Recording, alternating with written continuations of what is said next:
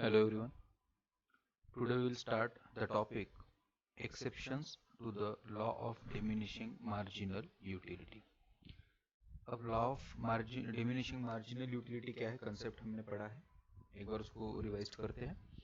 So it is basically a concept in which it is stated that the utility which every person derived from the additional consumption of a commodity it reduces as the number of quantity of the commodity increases. मतलब हम जैसे जैसे commodity का consumption बढ़ाते हैं उनसे मिलने वाली यूटिलिटी या मार्जिनल यूटिलिटी क्या है, डिमिनिश होते जाती है. तो उसके लिए हमने उसका शेड्यूल देखा था, डायग्राम भी देखी थी. Okay, so today we will see the exceptions to it. What are the exceptions? अब एक्सेप्शंस क्या होते हैं? अपवाद.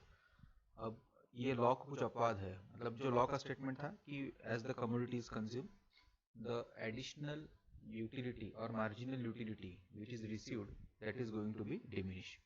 अब ये लॉ है. अब इसके अगेंस्ट अब एक्सेप्शन में क्या होगा कि जैसे जैसे कमोडिटी कंज्यूम करेंगे यूटिलिटी डिमिनिश नहीं होगा, उल्टा ये क्या है, मार्जिनल यूटिलिटी यहाँ पे क्या होगा, बढ़ेगा. Let's see what are those. Among that the first one are the hobbies. अब हॉबीज क्या होते हैं? बेसिकली हम सबको किसी न किसी चीज की हॉबी होती है, तो जिसे छंद भी बोला जाता है. अब hobbies are basically called as the exceptions to the diminishing marginal utility. How? See, in certain hobbies like collection of various stamps and coins, rare paintings, music, reading, etc.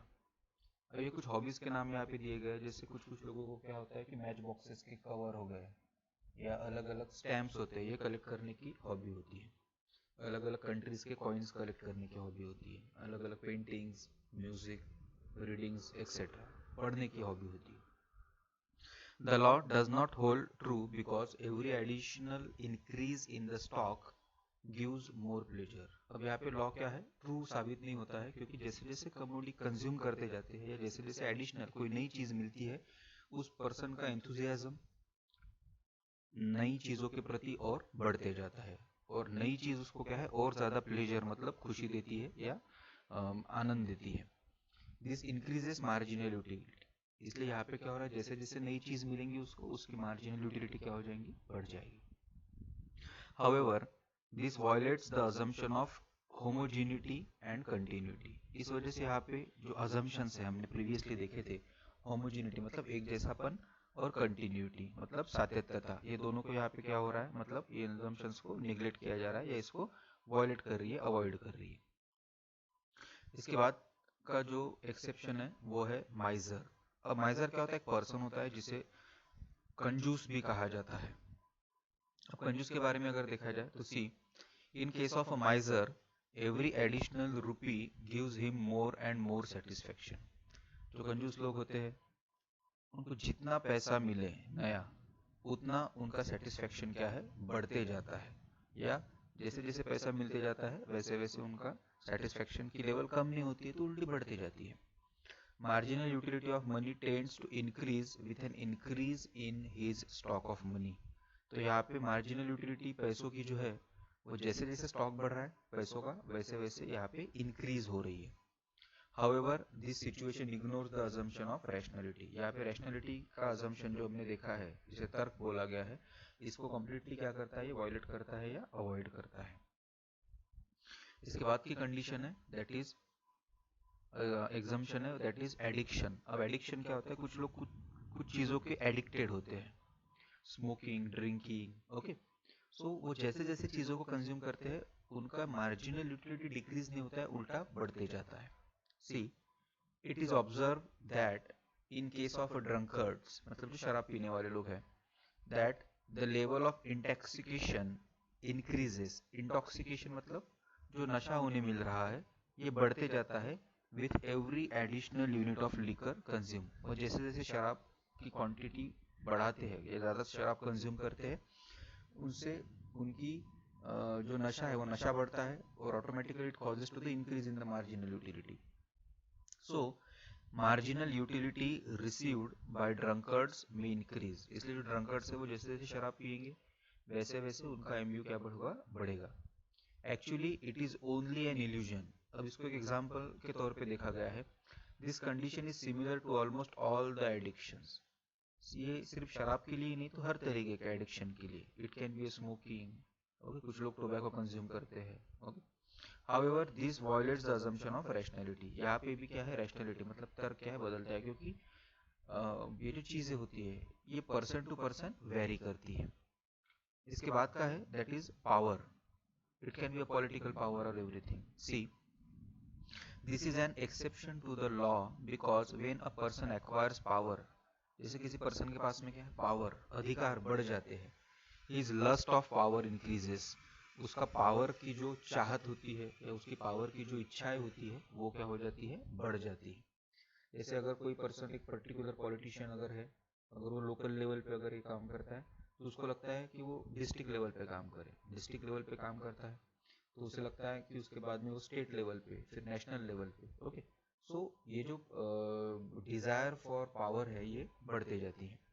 He desires to have more and more of it, however this again violates the rationality assumption. ये भी person to person very करता है, इसलिए rationality के assumption को यहाँ पे मतलब इग्नोर किया गया है। अब माइजर के एग्जाम्पल पे ही ये डिपेंड करता है, ये भी एक एक्सेप्शन है, that is money.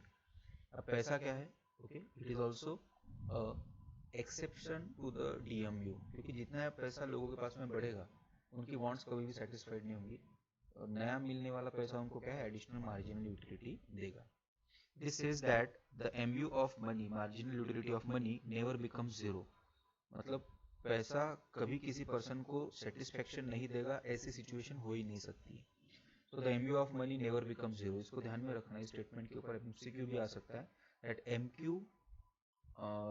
MU of money never becomes zero. It increases when the stock of money increases. पैसा जैसे जैसे बढ़ते जाता है MU बढ़ता है. This is because money is a medium of exchange. क्योंकि पैसे को क्या बोला गया है, माध्यम बोला गया है एक्सचेंज का, मतलब जिसके अगेंस्ट हम कोई चीज खरीद सकते हैं, okay, which is used to satisfy various wants. However, according to some economists, this law is applicable to money too. ये लॉ मनी को मतलब पैसे को भी क्या है, कुछ इकोनॉमिस्ट अर्थशास्त्रज्ञ के हिसाब से अप्लीकेबल है, लागू पड़ता है। For example, marginal utility of money is more to a poor person than to a rich person. ये कुछ कुछ चीज़ों में अप्लीकेबल भी है कि गरीब व्यक्ति को पैसों का जो मार्जिनल यूटिलिटी है वो क्या है, कंपेरेटिवली ज़्यादा होता है as compare to the rich person. So that is about the exceptions to the DMU. However, these exceptions are only apparent since they violate some or other assumptions of the law and hence they are not real exceptions. मतलब ये जो assumptions है ये exact नहीं है। क्यों? क्योंकि ये जो भी ये जो exceptions है ये exact नहीं है, क्योंकि ये जो भी assumptions हमें दिए उनमें से किसी एक को वो क्या करते हैं, वायलेट करते हैं या अवॉइड करते हैं। सिंस दे वायलेट सम और अदर अजम्पशंस, किसी या किसी स्पेसिफिक अजम्पशंस को वो क्या करते हैं, मतलब अवॉइड करते हैं of the law and hence they are not real exceptions, इसलिए उनको क्या है, रियल एक्सेप्शंस नहीं बोला जाएगा। So that is about the exceptions to the DMU.